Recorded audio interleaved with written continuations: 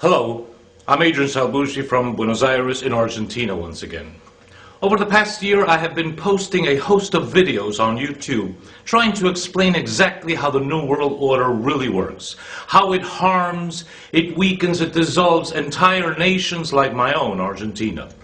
Exceptionally, how the New World Order power elite will drive a fast, frontal, brutal, overwhelming attack as they have done in Iraq, in Afghanistan, in Palestine, and in many other places throughout history. In most countries, however, like Argentina, they choose to poison, weaken, slowly digest nations one by one, entire continents. It's cheaper, it's more effective, it's longer lasting. That's the sad story of Argentina, and that's the sad story of Latin America in general. Now, I hate crybabies, so I don't accept local defeatists who will just sit around complaining, damn Yanks, damn Brits, or whoever. Like it's always somebody else's fault. Maybe, but that's only half the truth. The other half is that, at least in Argentina, each of us adults bears joint responsibility for having allowed these dreadful things to happen over the past 30 or 40 years. So my own personal decision is to do something about it. I am responsible. I won't accept this. I will do something about it. Common wisdom says that a real slave is a person who sits around waiting for somebody else to come and free him. Well, I'm no slave. I take my personal sovereignty in my own hands. The problem stems from, I believe, from too many decades, even generations, of collectivist thinking. Don't think just communism was the key collectivist paradigm. It was the most brutal one and the most evident one, but it wasn't the worst. I also mean the collectivist, Western-style, laissez-faire, welfare-minded, so-called democracy, quote-unquote, which means going along with the herd, being conformist, brainwashed Homer Simpson attitudes of too many sheeple in the US, the UK, in Argentina, in Australia, New Zealand, in Mexico, in Brazil, in Chile, in Uruguay, Germany, France, Italy, Spain, everywhere. We've all gotten used to the thinking that the state, the government, will take care of us from cradle to grave. The state, the government, will give us everything that we need as long as we obey, conform, pay taxes, send our kids to their wars, and shut up. If you want to complain, do it in your living room in your own house. Don't go out to the streets. That's their message. But you see, today's problem is that the New World Order elite has hijacked the state. In the United States, in the United Kingdom, in the European Union, in Argentina. So when we obey the Bushes and the Obamas and the Clintons and the Kirchners and the Menems in Argentina and the Sarkozys and the Merkels and the Browns, we are really obeying the New World Order power elite that is embedded in them and operates through them. When we pay taxes, they go straight to the power elites, Goldman Sachs, AIG, HSBC, Halliburton, Rothschild, Rockefeller, Warburg, Mountbatten, Citicorp, Bush pockets. It goes to their pockets.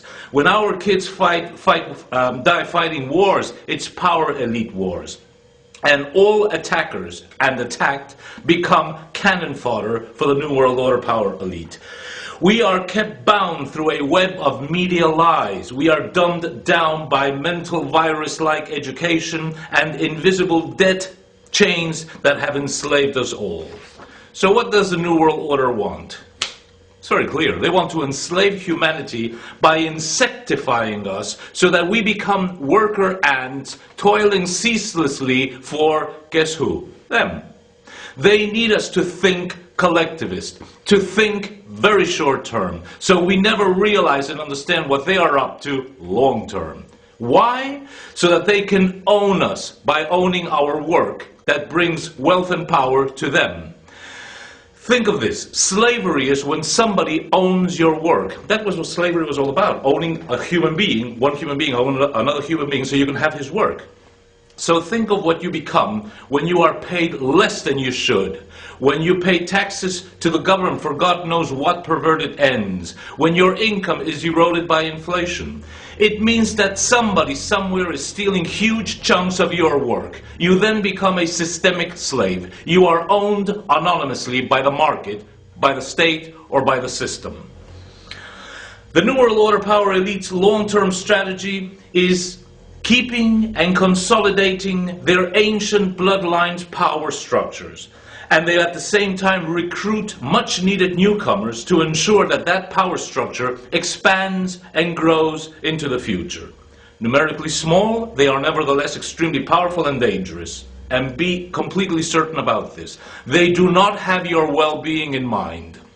So, the world's foremost problem boils down to this. Gigantic power has been usurped by a small but extremely powerful and well-organized minority that controls a vastly larger but unenlightened, disoriented and disorganized majority in every continent, in every nation, in every province and state, in every city. So, it's fight back time. The best cure for the collectivist mindset is personal sovereignty. What does that mean? It means breaking those mind bonds, cutting asunder those chains, fighting for freedom, as our forefathers did in the 18th and 19th century wars of independence in North and South America. Destiny once again calls us to become freedom warriors. The difference is that rather than first picking up our muskets and our guns and our rifles to defeat the visible invaders as our forefathers did, today we have far more subtle, powerful, far-reaching weapons at hand. The internet, the YouTube, email, Skype, and most important, your personal commitment and action. Each of us and each of these that I have just mentioned is a modern-day musket, a modern-day cannon, gun, rifle, shooting at a much more powerful and less visible enemy that must be defeated and will be defeated. Today, we are all called to forge a veritable international freedom force. I don't care if you're watching this in New York, in Los Angeles, in Buenos Aires, in Rio, in London, in Auckland, in Sydney, in Tokyo, in Moscow, in Hebron, in Berlin, in Paris, Madrid, Córdoba, Santiago, DC, or Distrito Federal in Mexico. We need to come together. As the American intellectual Ed Griffin aptly calls it, we have to come together as a Freedom Force International, which cannot today be a vertically organized, pyramid-like corporative structure. Rather, we have to set up a global, horizontal, matrix-like, holographic, cellular organization. If the New World Order power elite usurped and amassed huge power, taking away our freedoms from top down, from the top to the bottom, winning our freedoms back and taking our countries back will have to be done from the bottom up. That's why the key lies in each of us becoming a freedom warrior. Men and women who will never give up their personal sovereignty, who will never capitulate. The buck stops with you, the buck stops with me. Freedom starts here, in the mind. And is then fueled from here, from the heart. Mind and heart are the two key organs to be exercised, for there lie knowledge and there lies will, and the buck stops with you. So 10 things to do in this troubling year of 2010 to ensure your personal sovereignty. First, open your eyes and ears. Second, stay alert. Third, see the world around you as it really is, not as CNN, CBS, the New York Times, the Washington Post, etc. want you to think that it really is like. 4, use your common sense. Think with your own mind. 5, stay calm. 6, act diligently. Do what you have to do at the right time, not before, not after. 7, be optimistic. We will win. We will defeat them. 8, alert your family, your friends, your colleagues, your neighbors. You must take on a proactive personal commitment in this fight. 9, defend your spiritual values, family, friends, God. 10, defend your property, your house, your livelihood. But wait, this is all very nice, but what are we lacking? I'll tell you what we're lacking. Power.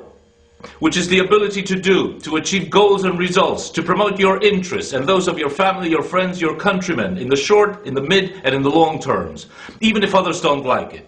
It means to understand the whats, the whys, the whos, the whens, the wheres. Today, We the people are a disorganized, disarticulate, atomized, chaotic troop. We have huge power, but it's just potential. It's ungalvanized. It's demagnetized. So the challenge